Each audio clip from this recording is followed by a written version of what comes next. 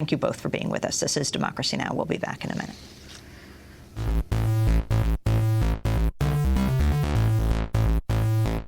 I'm not even sure what net neutrality means. It happened, remember, to television, radio, and cable. It could happen to the internet.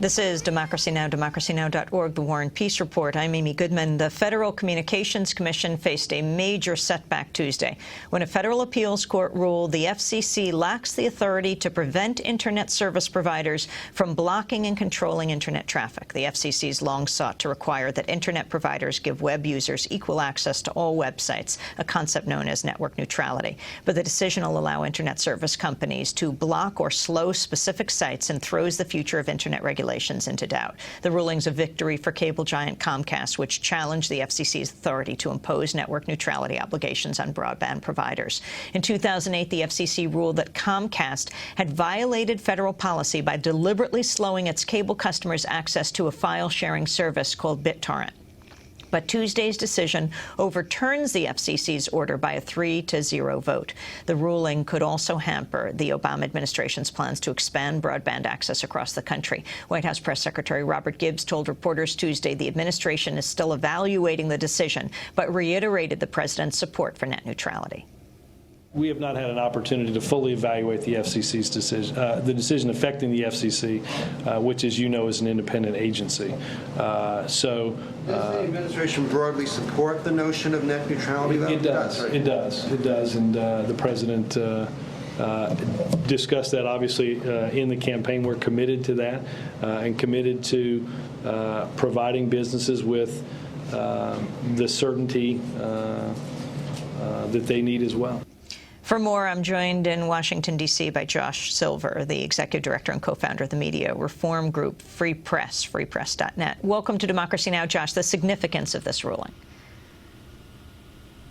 This is huge, and it's actually fascinating because, while across the newspapers and television today you're seeing a huge Comcast victory, actually what's really happening behind the scenes is a much more interesting and fascinating story. As you mentioned, Comcast was caught illegally blocking Internet content back in 2007.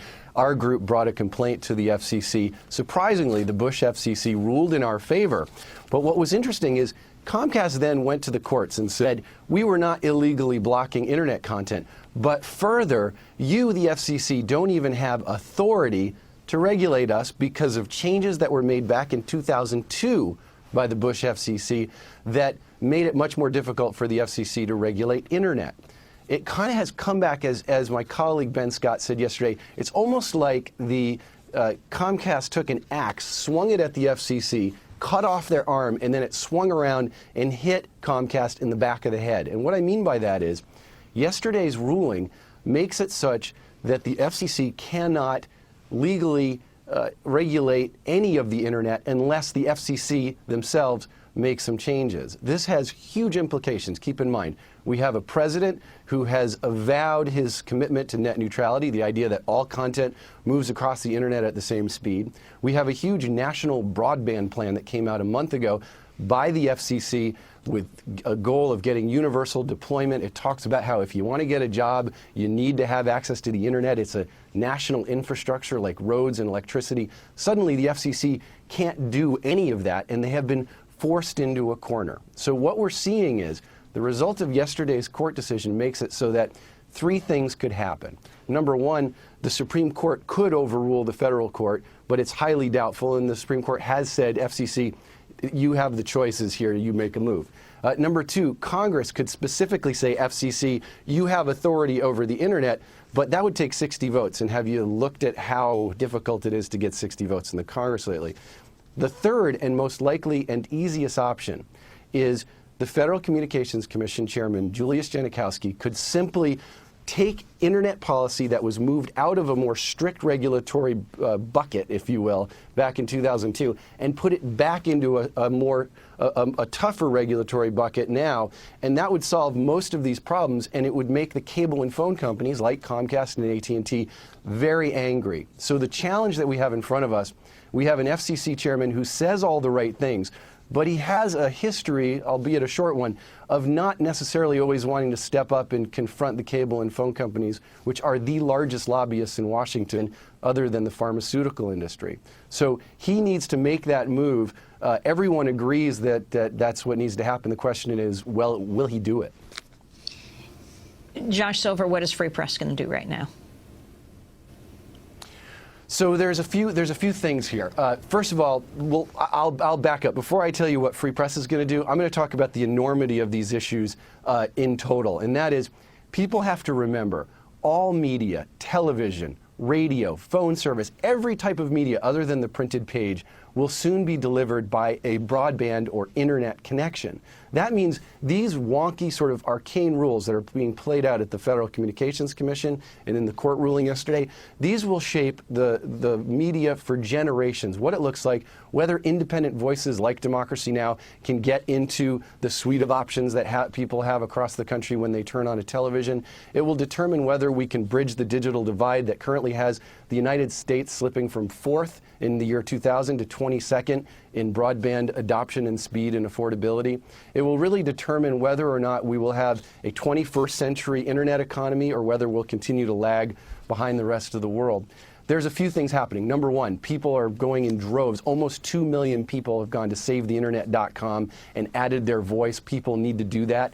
And there needs to be an extra focus now on the proposed merger between Comcast and NBC. Keep in mind, Comcast is moving towards acquiring NBC, which is a major television network. Comcast is already the largest internet provider in the United States. They are the largest cable company, and yesterday's decision shows that their power is not in check and that this merger would be disastrous. It would drive up costs. It would take free content like Hulu.com, likely put it behind a paywall and make it cost money, and it would mean less choices and less independent voices in the media across the board. So that's what's at stake, and people need to get engaged and take action. Josh Silver, I want to thank you for being with us, Executive Director and co-founder of FreePress.net, a media reform group, speaking to us from Washington, D.C.